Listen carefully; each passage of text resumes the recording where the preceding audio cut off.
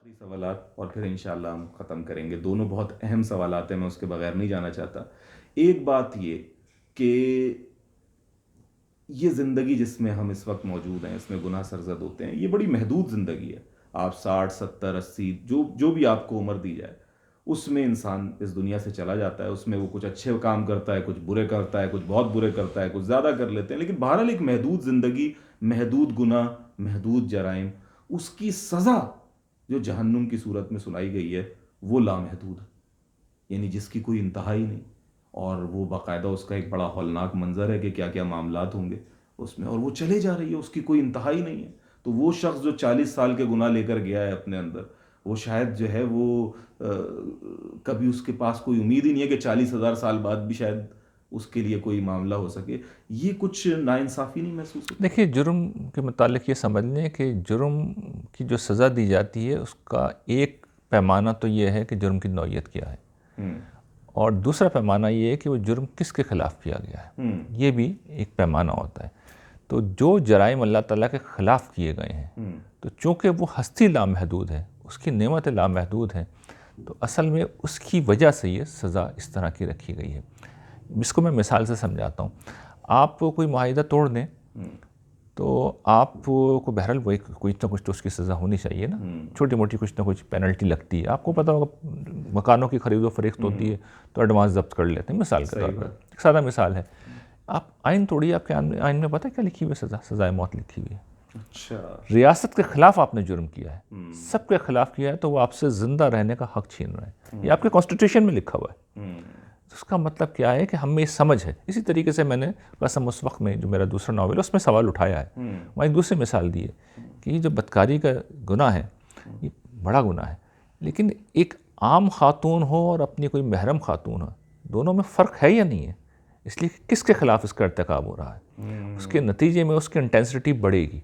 تو جس وقت جرائم اللہ تعالیٰ کے خلاف ہوتے ہیں, جو کہ سرکشی کی سزا ہے, ابدی جہنم, یہ عام گناہوں کی سزا نہیں ہے, سرکشی, یعنی آپ بغاوت کر دی, آپ نے جانتے بوجھتے آپ نے پورے شعور کے ساتھ بغاوت کر دی, اور تل گئے, اور اتمام حجت آپ کے اوپر ہو گیا.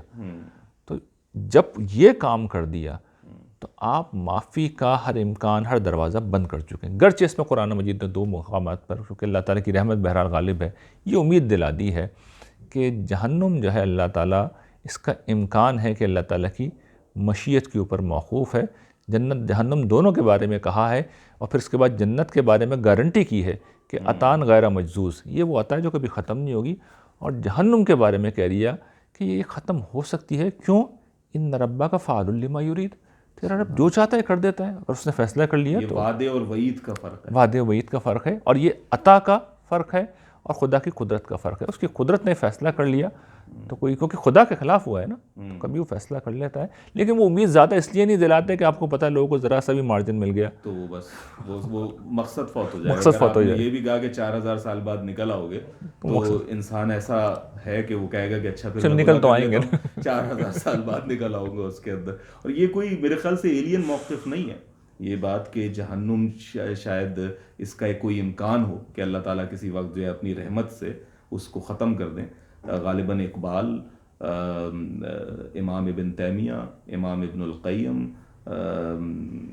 شیخ ابن العربی, وہ دوسری جگہ سے استدلال کرتے ہیں یہ لوگ, یعنی وہ استدلال ان کا مختلف ہے. میں وہ سمجھتا ہوں کہ انہوں نے وہ کہا کہ خالدین فیہا, اور پھر ابدا کا جو لفظ ہے وہ 2 مقامات پر احقاف کے لفظ جو آئے ہیں نا, اس سے حقوق کا جو لفظ آیا اس سے بولتے ہیں مدت تو پڑے رہیں گے سورہ نبوہ میں. تو انہوں نے کہا اچھا مدت تو بھی ختم ہو ہی جاتی ہے نا, تو اصل میں وہ وہاں سے اس لیے نہیں ہو سکتا کہ دوسری جگہ اس مدت کو واضح کر دیا خالدین فیہا, وہ ادبی اسلوب ہے. لیکن اصل میں یہ جو ہے نا الا ماشاء اللہ, سوائے اس کے کہ تیرا رب بھی کچھ اور چاہے, سورہ انعام میں بھی کہا ہے, سورہ ہود میں بھی کہا ہے, تو یہاں تصریح ہے کہ تیرا رب کچھ اور چاہے, اور پھر کہہ دیا فعال لما یرید. اصل میں تو جو ہے نا لامحدود ہے, لیکن اللہ چاہے گا تو اس لامحدود, یعنی ایک سزا جو دیکھیں, ایک ہوتا ہے کہ قانونی سزا, قانونی سزا تو ابدی ہے, لیکن ظاہر بات ہے جس نے قانون بنایا ہے اس کے اوپر کوئی ذمہ داری نہیں ہے کہ اس کو باقی رکھے.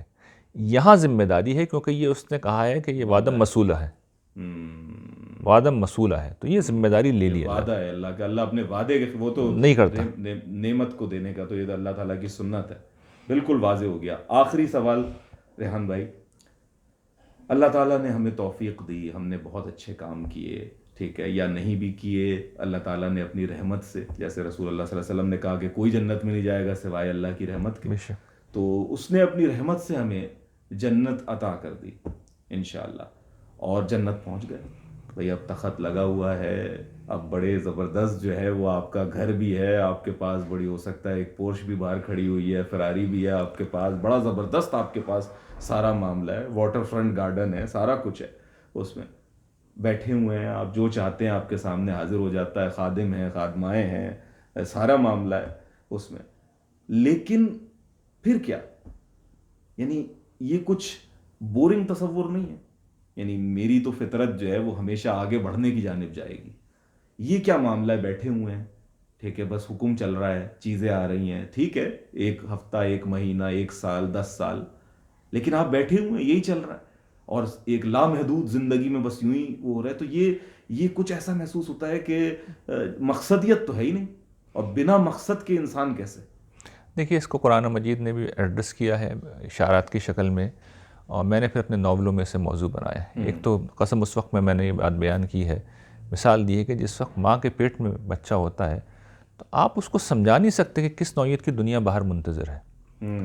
یعنی اس کو زیادہ سے زیادہ یہ کہہ سکتے ہیں کہ جس طرح تمہاری گروتھ ہو رہی ہے نا تو وہاں پر بھی گروتھ ہوگی.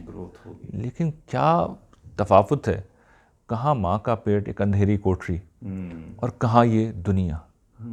تو اس دنیا میں اس دنیا میں اتنا فرق ہے کہ وہ الفاظ ہی نہیں ہیں کہ اس دنیا کے بارے میں اس دور میں کچھ بتایا جا سکے. تو اللہ تعالیٰ نے کچھ ملتی جلتی چیزوں سے سمجھانے کی، جس حد تک ہم سمجھ سکتے تھے سمجھایا ہے ہمیں. تو اصل میں مقصد تو ہے، لیکن وہ اس وقت کنوے نہیں ہو سکتا. یہ کیا ہے؟ انسانی زبان میں وہ، انسانی ذہن میں وہ تصورات نہیں ہیں، اور انسانی زبان کے اندر وہ الفاظ نہیں ہیں کہ اسے کنوے کیا جا سکے. تو بہت ممکن ہے کہ وہاں کوئی مقصد بھی منتظر ہو، لازماً ہوگا یہ کہ اس لیے تو یہ ممکن نہیں ہے نا. یہ تو کیونکہ واضح کر دیا قرآن نے کہ یہ باطل پیدا نہیں کیا، یہ تو اللہ تعالیٰ نے اسٹیٹمنٹ دے دی ہے کہ باطل پیدا نہیں کیا، اور یہ اہل ایمان سے بھی کہلوایا ربنا ما خلقت ھذا باطلا. تو یہ تو واضح کر دیا مقصد تو ہے، اس وقت تمہیں کنوے نہیں ہو سکتا.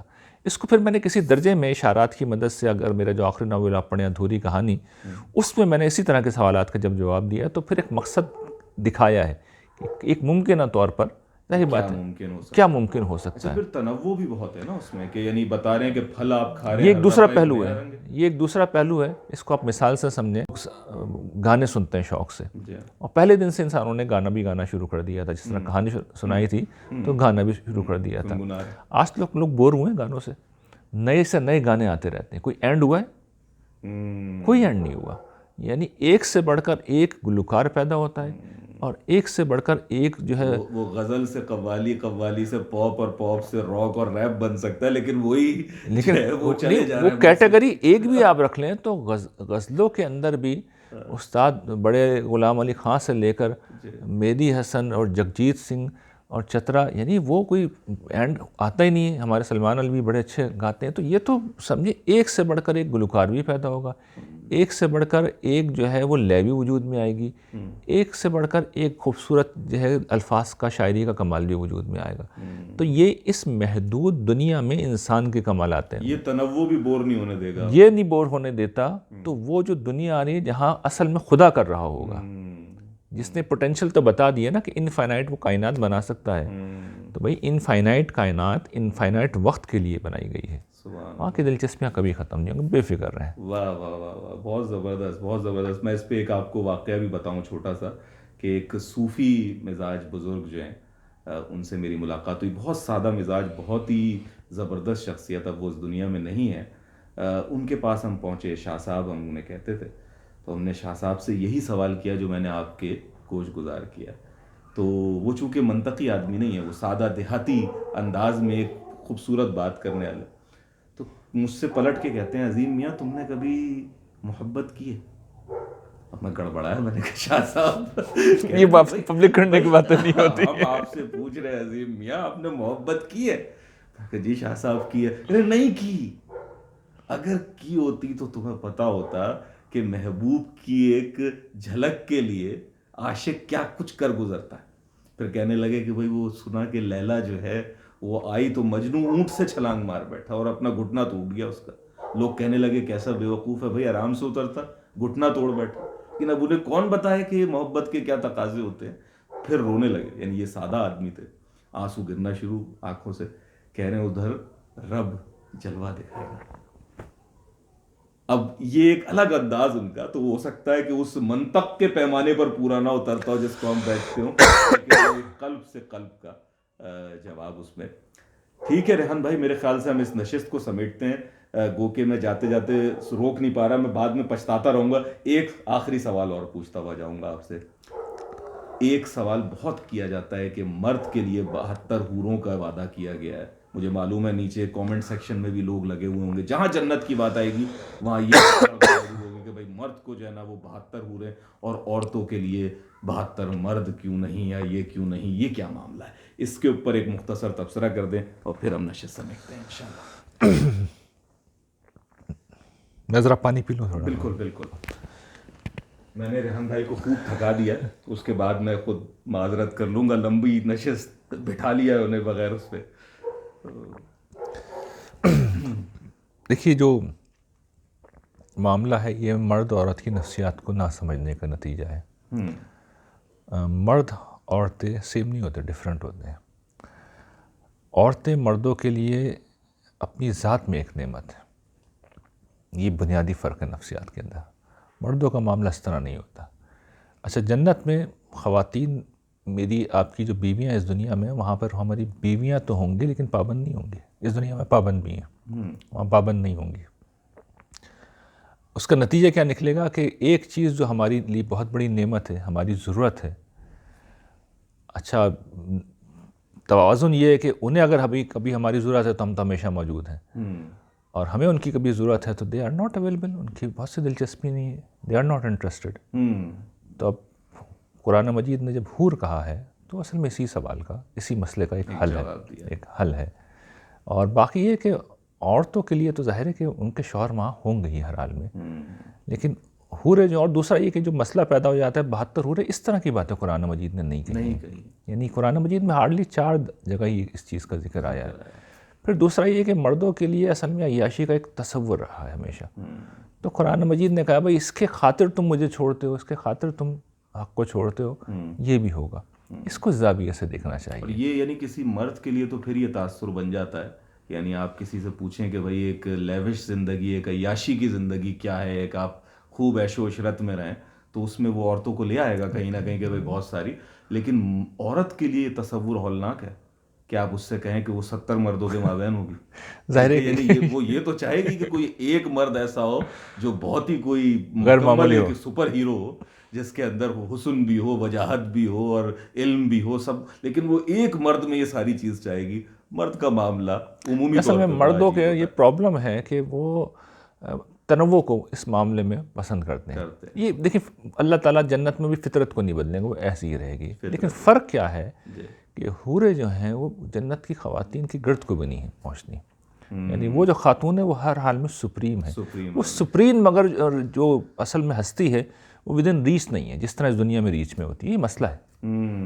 یعنی وہ پابند نہیں ہے، آپ اس کو نار نفقہ نہیں دے رہے، وہ آپ کے ساتھ نہیں رہتی، اس کا اپنا گھر ہے، اس کی اپنی اسٹیٹس ہو سکتا ہے مجھ سے آپ سے زیادہ بلند ہو.